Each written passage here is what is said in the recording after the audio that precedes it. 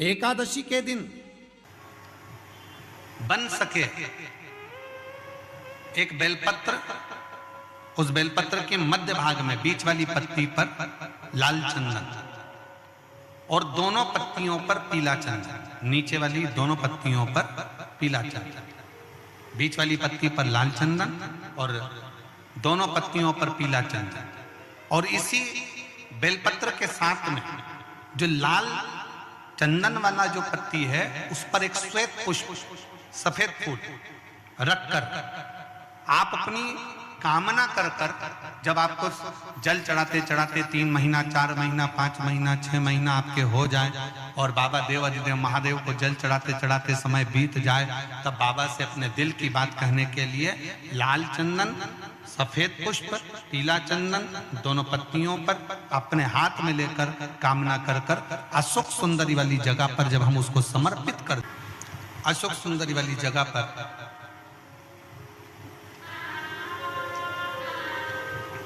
ये शिवलिंग जलाधारी और उसके सामने का जो भाग है उसके मध्य भाग में अशोक सुंदरी का स्थान। बस इसी स्थान पर बेलपत्र और श्वेत पुष्प, बीच वाली पत्ती पर लाल चंदन, आसपास की पत्तियों पर पीला चंदन और वो शिवलिंग की सम्मुख में जो अशोक सुंदरी का स्थान है वहां समर्पित कर। उस स्थान ये रोज नहीं करना, फिर ध्यान देना, कभी कभी 4-6 महीने निकल जाएं, 8 महीने निकल जाएं, 3 महीने निकल जाएं, 5 महीने निकल जाएं उस स्थान, और ये हमने एक बार नहीं बताया, इसको पहले भी वर्णन कर सकते। एकादशी के दिन गंगा के जल में मात्र 7 बेलपत्री डालकर जो नंदीश्वर भगवान अर्थात जो शंकर जी के शिवलिंग के सामने नंदी होता है, उस नंदी के चरण पर गंगा का जल चढ़ाकर बेलपत्री शिव पर समर्पित कर देता है, उसके घर में रुपया रुकना चालू हो जाता है। फिर वो गलत जगह पर नहीं जाता, गलत स्थान पर वो धन जाएगा ही नहीं। बेटा अगर व्यसन में पड़ा हुआ है, मदिरा पान में पड़ा हुआ है, मांसाहार में, जुए आदि में जा रहा है, तुम्हें लग रहा है कि मेरा बेटा गलत मार्ग पर जा रहा है, ये मित्र दोस्ती गलत हो रही है, वो सही जगह पर आ जाए तो हो रही है। 30,000 रुपये महीना, 40,000 रुपये महीना कमा कर लेकर भी आ रहा है, कमाई तो आपकी हो रही है। 30-40 हज़ार रुपये महीना आप कमा रहे हो, 50,000 रुपये महीना, 1 लाख 2 लाख 4 लाख रुपये आप कमा भी रहे हो, पर आया और चला गया, उसका क्या करोगे?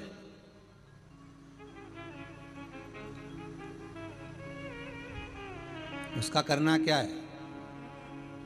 बहुत सुंदर संवाद है, ध्यान दीजिएगा।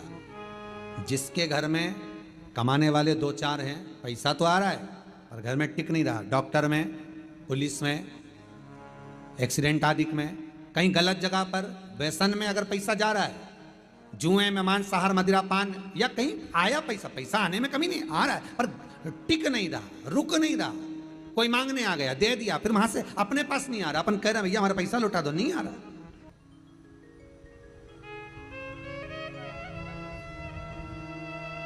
करना एकादशी।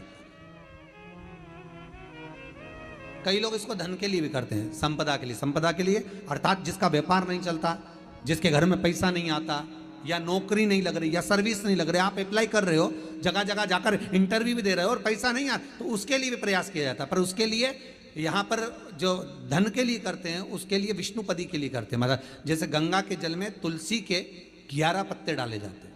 कितने पत्ते डालते हैं? 11 तुलसी के पत्ते डालते हैं, और उसको किसी भी नारायण के मंदिर में, राम कृष्ण शिव, शंकर नहीं, राम कृष्ण भगवान विष्णु, दत्त आदि जितने नारायण के मंदिर हैं, उस मंदिर में किसी भी पात्र में, एक छोटे से पात्र में उसको भरकर रखी आते हैं महाराज, उससे भी जॉब, सर्विस, नौकरी में सफलता प्राप्त हो जाती है। परंतु वो भी एकादशी को ही होता है। कुछ देर तक पात्र को रखा जाता है, फिर वही पात्र का जल किसी भी वृक्ष के नीचे डाल दिया जाता है, उससे भी नौकरी के लिए फायदा मिलता है। गंगा का जल कोई साधारण नहीं। पैसा धन ज़्यादा आने लगे तो पत्नी को कहना चाहिए कि देखो थोड़ा बहुत मेरा मन है शिव महापुराण की कथा हो जाए या फिर कहीं सत्कर्म में लग जाए, कहीं ब्राह्मण भोज, साधु भोज, सन्यासी भोज, गुरुजन में, संत जन में, साधु जन में, तपस्वी जन में कहीं लग जाए। ये धर्म पत्नी, जहां धर्म जुड़ा हुआ हो वो धर्म। महाराज कुछ तिथियां होती हैं, जिन तिथियों में अगर आप रोज गंगा का जल शंकर को नहीं चढ़ा सकते तो शिव महापुराण कथा कहती है, स्कंद पुराण कहती है, विष्णु पुराण कहती है, गर्ग संहिता कहती है, गीता पुरुष गोरखपुर का कल्याण का गंगा अंक कहता है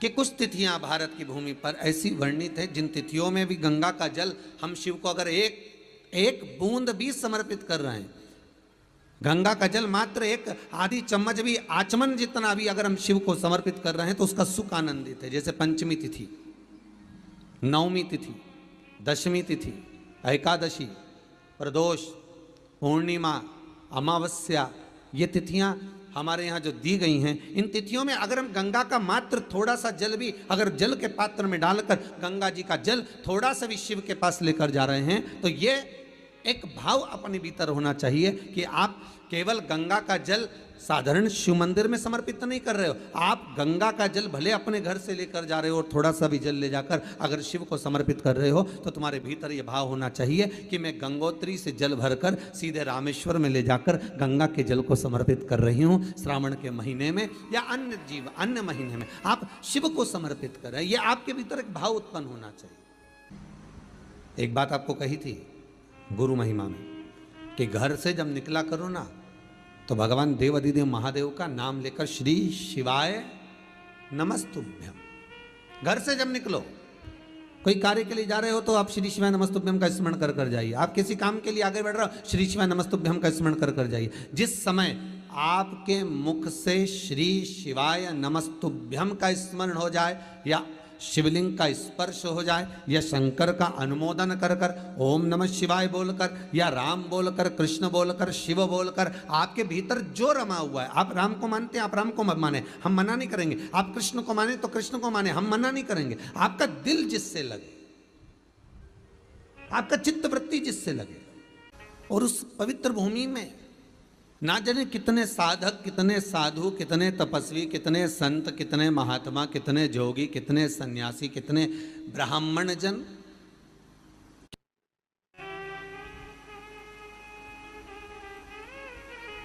पवित्र भूमि,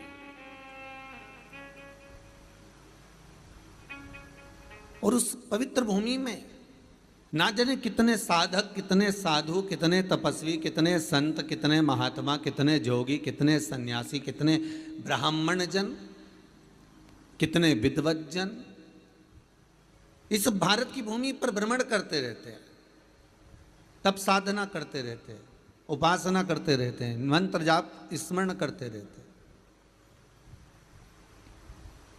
और जब उनका मंत्र जाप का फल इस भूमि पर प्राप्त होता है तो यहाँ की जो रज है, यहाँ की जो धूल है, यहाँ की जो माटी है, वो सुख का अनुभव करा देती है, एक आनंद का अनुभव करा देती है।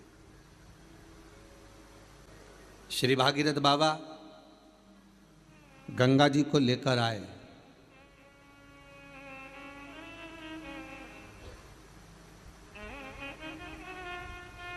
भागीरथ बाबा तो गंगा जी को लेकर आए 60,000 काकाओं के उद्धार के लिए,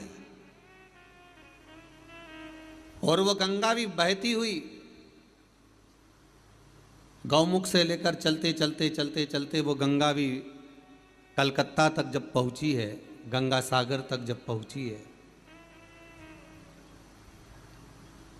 तो उसके घाट पर, उसके तट पर, गंगा महारानी के किनारे पर जितने भक्त, जितने साधु, जितने सन्यासी, जितने साधक, जितने उपासक, जितने जीव रह रहे हैं, ये गंगा उनका कल्याण कर रही है। और जो उसकी शरणागति में जा रहा है, गंगा उसका उद्धार कर रही है। गंगा किसको संवारती है?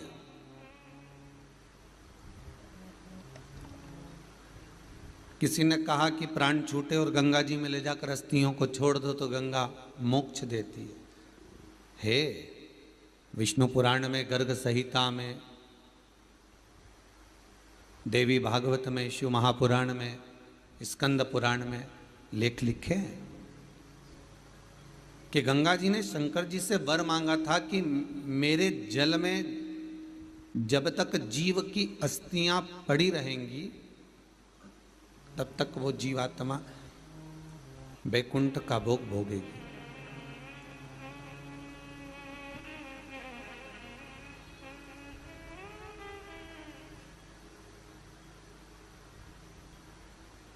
पर गंगा जी ने एक बात और कही है, शिव महापुराण में आपने श्रवण करा ना करा, पर एक बात और गंगा जी कह रही हैं कि मैं तार दूंगी, मैं पापी से पापी जीव का उद्धार कर दूंगी, मना नहीं है। वैसे भी तो भारत की भूमि तो पावन पावन नदियां सारी की सारी जितनी भी हैं ये भारत की भूमि पर है, ये भारत माता पर विराजमान, सारे के सारे पावन तीर्थ इस भारत की भूमि पर विराजमान है।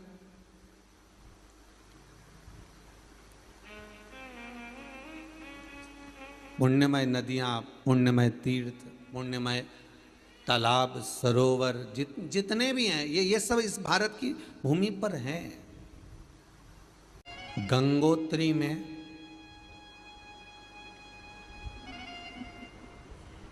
आप लोग गए होंगे कई लोग गंगोत्री, बद्रीनाथ के जो 4 धाम हैं, यमुनोत्री, गंगोत्री, केदार और बद्रीनाथ। विष्णु पुराण में कहा 3 तरह से मरे हुए व्यक्ति की गति नहीं है, उसको मोक्ष नहीं है। पहला पानी में डूब कर मरा हुआ, दूसरा सर्प के डसे से मरा हुआ, तीसरा स्त्री के हाथ से, नारी के हाथ से मरा हुआ व्यक्ति, इसकी गति नहीं है, मोक्ष नहीं है इसकी। इनकी गति केवल एक है, वो है शिव महापुराण की कथा। अगर कोई पानी में डूबकर मर भी गया है, उसके परिवार का, उसके कुल का व्यक्ति अगर एक बार शंकर की कथा भले यहाँ आकर ना सुने, टीवी के सामने भी बैठकर सुन रहा, एकादशी के दिन शंकर भगवान को चावल का दाना चढ़ाना चाहिए कि नहीं चाहिए। किसी ने पूछा कि चावल का दाना एकादशी पर भगवान शंकर को चढ़ा सकते, चावल का दाना शंकर जी को चढ़ाते क्यों है, पहले तो वो समझ।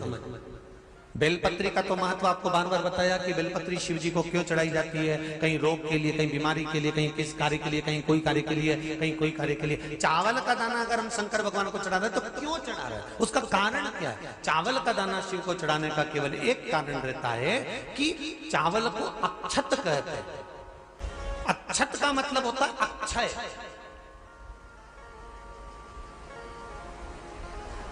अभी हमारे यहाँ एक तिथि आने वाली है, अक्षय तृतीया। उसका मतलब क्या होता है? अक्षय, जिसका कभी क्षय ना हो। जब हम भगवान शंकर को चावल का दाना चढ़ाते हैं, जैसे बहुत ध्यान दीजिएगा महाराज, बहुत समझने वाली बात है, बहुत ध्यान से। चावल का दाना हमारे मस्तक पर तिलक करने के बाद पंडित जी क्यों लगाते हैं कि भगवान जैसा समय आज चल रहा है, आप पूजन कर रहे हो, पाठ कर रहे हो, दान कर रहे हो, पुण्य कर रहे हो, सत्कर्म कर रहे हो, भजन कर रहे हो, मेरा देव अधिदेव महादेव, मेरा नारायण, मेरा सत्यनारायण भगवान, मेरा राम जी, मेरा विष्णु जी, मेरा भागवत मैया, मेरी रामायण मैया, ब्राह्मण मस्तक पर तिलक लगाने के बाद चावल इसलिए लगाता है कि जैसा समय आज चल रहा है, भगवान तुमको ऐसा ही समय बनाकर रखे और तुम ऐसे ही 4 चांद लगाते रहो, दान पुण्य संकीर्तन करते रहो। इसलिए मस्तक पर चावल का दाना लगाया जाए।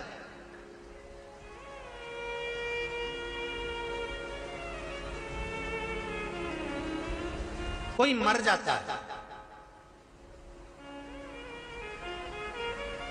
मरने के बाद जब तक पगड़ी नहीं होती तब तक माथे पर तिलक, चावल का दाना लगाया जाता है। जम के बोलो जरा, नहीं लगाते। किसी पंडित जी से पूछो, ब्राह्मण देवता से पूछो, ब्राह्मण देवता ये कोई मर गया, और हमारा तो नियम है कि हम सिर पे तिलक लगाते हैं, चावल लगाते हैं, या पंडित जी से हम तिलक लगवाते हैं, मंदिर जाते हैं तो मंदिर में जाके तिलक लगवा के हम चावल का दाना लगवाते हैं। क्यों नहीं लगाते? उसका कारण क्या है? जब किसी के मरने के बाद 10 दिन तक, 12 दिन तक मस्तक पर तिलक क्यों नहीं लगाया जाता? 10-12 दिन तक माथे पर तिलक या चावल क्यों नहीं लगाया जाता? उसका कारण है कि ये जो समय आया है, तुम्हारे यहाँ जो गमी हुई है, तुम्हारे तुम्हारे यहाँ कोई मर गया है, तुम्हारे यहाँ किसी के प्राण छूट गए हैं, तो ब्राह्मण इसलिए तिलक नहीं लगाता आपको, इसलिए चावल का दाना नहीं लगाता कि ऐसा दिन भगवान अब ना लाए, इसको अमर ना करे, इसको अक्षय ना करे, इसको प्रबल ना करे।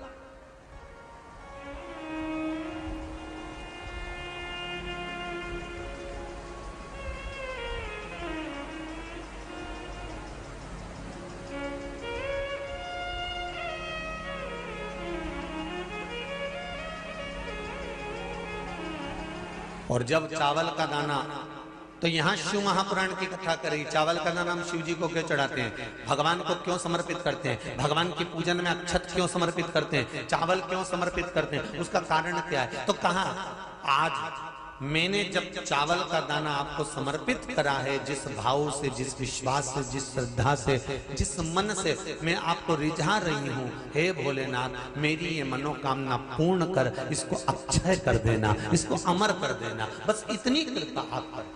किसी ने पूछा एकादशी के दिन चावल चढ़ाए कि नहीं चढ़ाए, तो यहां तो सीधी सीधी बात है,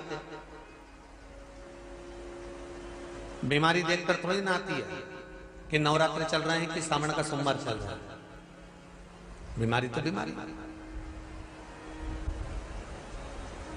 तुम चावल मत खाओ। तिरुपति कौन कौन गया, हाथ उठाओ, ठीक है। जगन्नाथ जी कौन कौन गया, हाथ उठाओ, हाँ ठीक है। द्वारका जी कौन कौन गया, हाथ उठाओ, ठीक है। बद्रीनाथ कौन कौन गया, हाथ उठाओ, ठीक है। एकादशी के दिन कभी तुम बद्रीनाथ चले जाओ, एकादशी के दिन तुम द्वारका चले जाओ, एकादशी के दिन तुम तिरुपति चले जाओ, एकादशी के दिन तुम जगन्नाथ चले जाओ, एकादशी के दिन तुम्हारी मर्जी पड़े भगवान के किसी धाम में चले जाओ और भगवान को भोग लगाओ और उनकी थाली को झांक कर देखना, उसमें चावल जरूर मिलेगा, उसमें ऐसा नहीं है कि चावल नहीं मिलेगा। बद्री नारायण में भगवान को चावल का भोग लगा हुआ मिलेगा, द्वारका में चावल का भोग लगा हुआ मिलेगा, आपको जगन्नाथ में चावल का भोग लगा हुआ मिलेगा, तिरुपति में मिलेगा, द्वारकाधीश में मिलेगा, नाथू द्वारा में मिलेगा, सांवरिया सेठ में मिलेगा, काकरोली जी में मिलेगा। आप जहां जाओगे वहां पर एकादशी के दिन भगवान को चावल आएगा, क्योंकि भगवान के लिए परहेज नहीं है। जो काम में डूबा हुआ है, जो आसक्ति में डूबा हुआ है, जो लोभ में डूबा हुआ है, जो वासनाओं में डूबा हुआ है, जो तृष्णा में डूबा हुआ है, और जो माता के गर्भ से जन्म लिया, एकादशी के दिन चावल उसको नहीं खाना। अब हमारे यहां तो कहावत में कहते हैं, राम जी की जब स्तुति गाते हैं तो कहते हैं भय प्रगट, आती है आप लोगों को, एक लाइन तो आती होगी, गाओ जरा। भय प्रगट दीन कौशल्या।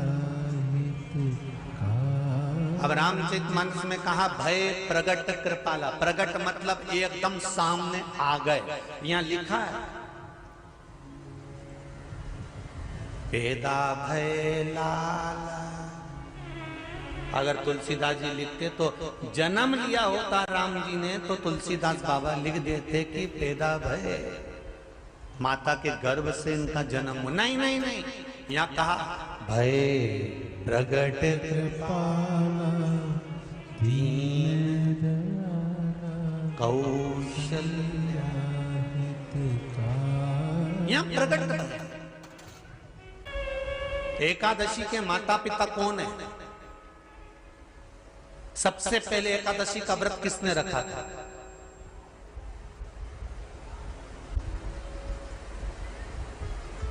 एकादशी का जन्म स्थान कहां है? दुनिया के लोग बहुत प्रश्न करते हैं, राम जी अयोध्या में हुए थे, भगवान कृष्ण मथुरा में हुए थे, तो एकादशी कहां हुई थी? तो उसको बताना तो पड़ेगा कहां हुई थी।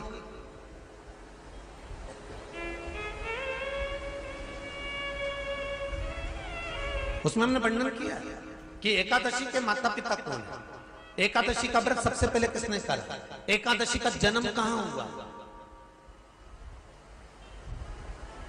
एकादशी को क्यों चावल नहीं खाते, एकादशी के दूसरे दिन चावल का दाना खाना क्यों जरूरी है।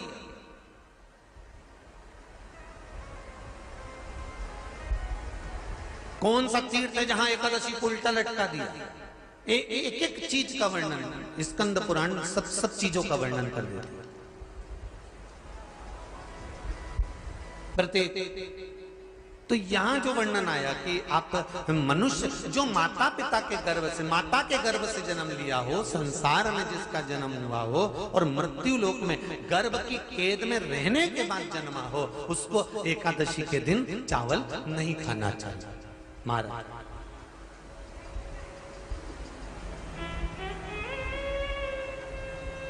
पर यहां शास्त्र ये नहीं कहता कि भगवान को चावल नहीं चढ़ाना चाहिए। यहाँ शास्त्र कहता है आप शिव जी को चाहे एकादशी हो, चाहे द्वादशी हो, चाहे प्रदोष हो, चाहे पूर्णिमा हो, चाहे अमावस्या हो, चावल का दाना आप भगवान शिव को समर्पित कर सकते हो और ज्यादा नहीं। शंकर कभी ये नहीं कहते कि मुझे बहुत सारा चढ़ा। शंकर जी की कथा कहती है कितना, मात्र एक चावल का दाना। हम तो उनसे भी कहेंगे जो लोग कहते हैं ना कि हम आज हमारा सावन का महीना है तो आज हमें भगवान को 1.25 लाख बेलपत्र चढ़ाएंगे, तो कोई कहता हम 1000 बेलपत्र चढ़ाएंगे, तो कोई के हम 5000 चढ़ाएंगे, कोई के हम 50,000 चढ़ाएंगे। मेरा निवेदन केवल इतना है, तुम तो एक चढ़ा। और ये भी जरूरी नहीं है एक बेलपत्र भी कब चढ़ाई जाती है शंकर भगवान को, जब तुमने किसी एक बेलपत्र का पेड़ लगाया होगा और वो पेड़ बड़ा हो गया होगा, तब तुम हकदार बनते हो कि किसी के पेड़ की बेलपत्र तोड़कर शिव को चढ़ाई जाए। मान लो कोई व्यापार, कोई दुकान, कोई फैक्ट्री आपकी ठीक नहीं चल रही है, आप ठेला लगा रहे हो, सब्जी की दुकान लगा रहे हो, कोई दुकान खोलकर बैठे हो, कोई फैक्ट्री लगाकर बैठे हो, कोई व्यापार कर रहे हो और उस व्यापार में तुम्हें आनंद नहीं आ रहा, बहुत तकलीफ चल रही है, बहुत तकलीफ, सब कुछ करके देख लिया पर वो तकलीफ मिटी नहीं रही। तो थोड़े दिन, थोड़े समय किसी भी शंकर के मंदिर में बटकेश्वर महादेव के नाम से एक बेलपत्र चढ़ाने का तरीका जरा समझ लेंगे। आप अगर जिस दिशा में खड़े हो, अगर आप शंकर के शिवलिंग के इधर हो तो बेलपत्री का डंडी का मुख आपकी ओर होना चाहिए। आप इधर हो तो डंडी का मुख उधर हो, आप उधर हो तो डंडी का मुख उधर हो, आप इधर हैं तो डंडी का मुख इधर हो। बटकेश्वर महादेव के नाम से शंकर जी के मंदिर में एक बेलपत्री पर डंडी का मुख अपनी ओर होना चाहिए। जो डंडी है इसका मुख अपनी ओर। बटकेश्वर महादेव के नाम से एक बेलपत्र शंकर भगवान को समर्पित करो बटकेश्वर महादेव के नाम से।